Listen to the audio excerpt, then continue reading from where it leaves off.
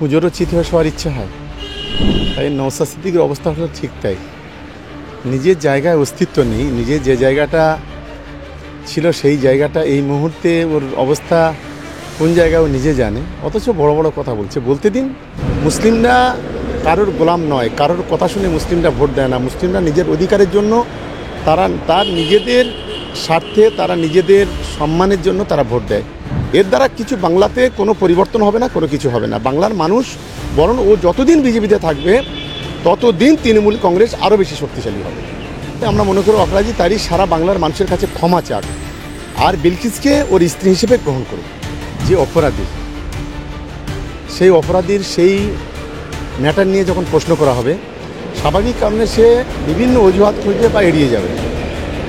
তা যদি অপরাধী যদি না হয়, তাহলে সরাসরি এফআইআরটাকে চ্যালেঞ্জ করতে পারত।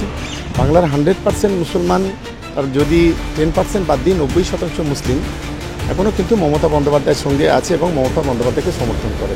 নওশাদ সিদ্দিকী বলছেন যে তার লড়াই মমতা বন্দ্যোপাধ্যায়ের সঙ্গে। আপনার মতো চুনোপুটি নেতাকে পাত্তা দেওয়ার কোনো দরকার নেই। দেখুন, আমাদের গ্রামে একটা কথা আছে না, মানে পুজোরও চিত হয়ে সবার ইচ্ছা হয়, তাই নওশাদ সিদ্দিকীর অবস্থা হলো ঠিক তাই। নিজের জায়গায় অস্তিত্ব নেই, নিজের যে জায়গাটা ছিল সেই জায়গাটা এই মুহূর্তে ওর অবস্থা কোন জায়গায় ও নিজে জানে, অথচ বড় বড় কথা বলতে দিন। সময় উত্তর দেবে, শুধু সময়ের অপেক্ষা। আপনি যখন তার ওই ওয়াইফের সম্বন্ধে একটা কথা তুলেছিলেন, উনি বলছে যে এই যুদ্ধে তো যাওয়ার দরকার নেই, কোর্ট আছে, কোর্টে আনসার দেবে। তাহলে কি মানুষ চাইবে? ভাঙড়ের মহিলারা তার উত্তর চাইবে। ভাঙড়ের মহিলারা বিলকিসের পাশে আছে, তারা এক বাক্যে সম্মত হয়েছে। যারা বিলকিসের অধিকারের জন্য তারা ভাঙড়ের রাজপথে নামবে। উনি কি ভয় পাচ্ছেন সরাসরি আনসার দিতে? এই আনসারটা কিন্তু 100 বার এড়িয়ে যাচ্ছে। দেখুন, একটা বিষয় হলো যে অপরাধী, সেই অপরাধীর সেই ম্যাটার নিয়ে যখন প্রশ্ন করা হবে, স্বাভাবিক কারণে সে বিভিন্ন অজুহাত খুঁজবে বা এড়িয়ে যাবে। তা যদি অপরাধী যদি না হয়, তাহলে সরাসরি এফআইআরটাকে চ্যালেঞ্জ করতে পারত, কিন্তু এফআইআরটাকে চ্যালেঞ্জ করেনি। আমি বলবো যে এখনও যদি ওর বুকের পাটা থাকে, এফআইআরটাকে চ্যালেঞ্জ করুক। হাইকোর্টে তো 10 জন 15 জন 20 জন উকিল নিয়ে অ্যান্টিসেপ্টিভ বেল নিচ্ছে। এটা খুব ভালো হবে যদিও এফআইআরটাকে চ্যালেঞ্জ করে, তাহলে বাংলার মানুষ বুঝবে যে না, ও অপরাধী নয়, ও ঠিক আছে, ওকে কেউ বা কারা তাকে বিপদে ফেলার চেষ্টা করছে। এটা আমি ওকে পরামর্শ দেব, ও এফআইআরটাকে চ্যালেঞ্জ করুক, ও যদি অপরাধী না হয়। আর যদি তা না করে, তাহলে আমরা মনে করি অপরাধী তারই সারা বাংলার মানুষের কাছে ক্ষমা চাক, আর বিলকিসকে ওর স্ত্রী হিসেবে গ্রহণ করুক। আপনাদের দলের আপনি একজন মুসলিম কমিউনিটি থেকে বিলং করেন এবং হুমায়ুন কবির তিনিও একজন মুসলিম কমিউনিটি। তিনি সবসময় যেটা বলছেন যে এবারে মুসলিম কমিউনিটির ওপর থেকে, মানে মমতা বন্দ্যোপাধ্যায়ের ওপর থেকে বিশ্বাস চলে যাচ্ছে, এবং তিনি দলের মধ্যে নিজেই, আপনারা সবসময় বলেন যে গোষ্ঠীদ্বন্দ্ব নেই, তিনি নিজে প্রকাশ্য সভা থেকে বিজেপিকে আমরা শুনেছি হুমকি দেওয়ার, তিনি নিজের দলের লোককেই হুমকি দিচ্ছেন। দেখুন, বাংলার সংখ্যালঘুরা মমতা বন্দ্যোপাধ্যায়ের পাশে আছে, অভিষেক বন্দ্যোপাধ্যায়ের পাশে আছে। কী বলছে তার ব্যক্তিগত বিষয়, আমি জানি না কোন অ্যাঙ্গেল থেকে সে বলছে। আমরা আমাদের এন্ড থেকে আমরা যেটুকু দেখছি, বাংলার 100% মুসলমান, আর যদি 10% বাদ দিয়ে 90% মুসলিম এখনও কিন্তু মমতা বন্দ্যোপাধ্যায়ের সঙ্গে আছে এবং মমতা বন্দ্যোপাধ্যায়কে সমর্থন করে। কে হুমায়ুনদা কী বলছে সেটা সম্পূর্ণ তার বিষয়, সেই ভালো বলতে পারে। জেলা সভাপতি অপূর্ব সরকারকে তিনি প্রকাশ্য জনসভায় হুমকি দিচ্ছেন, সম্পূর্ণ ওর বিষয়, সেটা আমাদের হায়ার অথরিটি আছে, আমাদের দলের শৃঙ্খলা কমিটি আছে, নিশ্চিতভাবে তারা বুঝবে।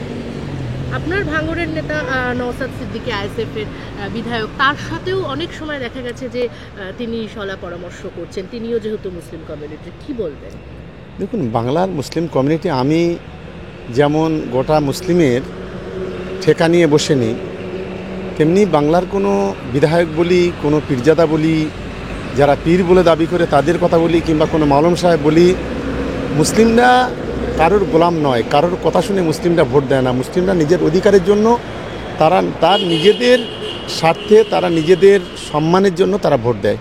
ফলে এক্ষেত্রে কে মমতা বন্দ্যোপাধ্যায়ের এই মুহূর্তে বাংলায় সংখ্যালঘুদের পাশে কে আছে আর কে নেই, এটা তারা খুব ভালো মতো জানে। তো আজকে যারা যা বলছে বলুক, তাদেরকে বলতে দিন। 21-এর আগেও বলেছিল, 19-এর আগেও অনেক কথা বলেছিল, 24-এর আগেও অনেকে অনেক ধরনের কথাবার্তা বলেছিল। এই কথার কোনো গুরুত্ব নেই। শেষ হাসিটা কিন্তু মমতা বন্দ্যোপাধ্যায় হাসবে, তৃণমূল কংগ্রেস হাসবে, অভিষেক বন্দ্যোপাধ্যায় হাসবে, আর বাংলার সংখ্যালঘুরা মমতা বন্দ্যোপাধ্যায়ের পাশে থাকবে। বিজেপি গতকালই তীর ধনুক নিয়ে রাস্তায় নেমেছিল, তার কারণ শঙ্কর ঘোষ এবং সাংসদ খগেন মুর্মুকে যেভাবে হ্যাটেল করা হয়েছে উত্তরবঙ্গে, সেই প্রতিবাদে সেইখানে শুভেন্দু অধিকারীও বারবার করে তৃণমূলকে উচ্ছেদ করার কথা বলছে এবং তীর ধনুক দিয়ে মানে উড়িয়ে দেওয়ার কথা বলছে। দেখুন, যে জায়গাটা ঘটনাটা ঘটেছে নাগরাকাটা,